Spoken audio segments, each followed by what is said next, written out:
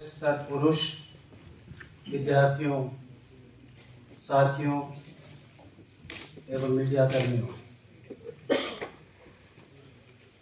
सर्वप्रथम एक बात बताना चाहता हूं जो संभवतः ज्ञान में नहीं आई। मुरली जी भाई साहब राष्ट्रीय स्वयंसेवक संघ के वरिष्ठ प्रचारक हैं और प्रचारक वह व्यक्ति होता है जो जीवन भर अविवाहित रहकर समाज और राष्ट्र निर्माण का संकल्प लेता है।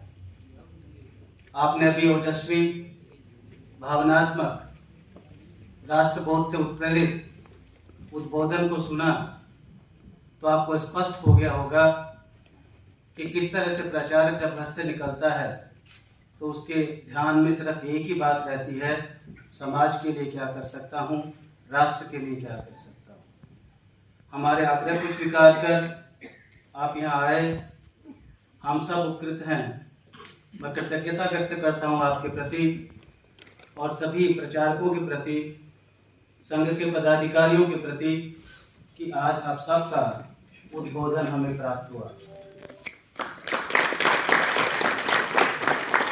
मित्रों, जब हम हमारे इस विश्वविद्यालय की बात करते हैं, क्योंकि भाई साहब ने तीनों दृष्टिकोण से जो दयानंद जी की का एक पर्सपेक्टिव हमारे सामने रखा है, उसके बाद में ज्यादा कुछ बोलने को बच नहीं जाता है।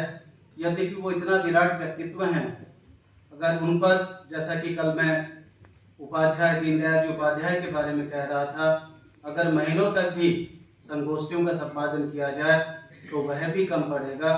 परंतु संक्षेप में आपने जो बात बताई वह पर्याप्त है और मेरा अल्प ज्ञान होने के कारण उसके आगे की मेरी अपनी सीमाएं भी हैं।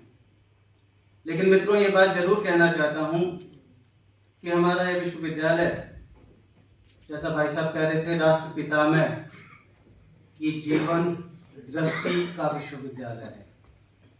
और वो जीवंत दृष्टि कैसी है? वो जीवंत दृष्टि ऋषि दृष्टि है।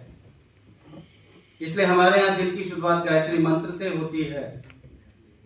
पहले एक ही परिसर में, यानी कि 2 भवनों में उसका प्रसारण होता था, परंतु अब ऐसी व्यवस्था की गई है कि अब पूरे विश्वविद्यालय में आपको उसकी गूंज मिलेगी। और इसके पीछे उद्देश्य सिर्फ यही है, क्योंकि अगर हम दयानंद जी को देखते हैं तो उनके मूल में ये था कि वेदों की ओर लौटो, और अगर हम गायत्री मंत्र को देखते हैं तो उसका मूल आधार वेदों की चेतना ही है।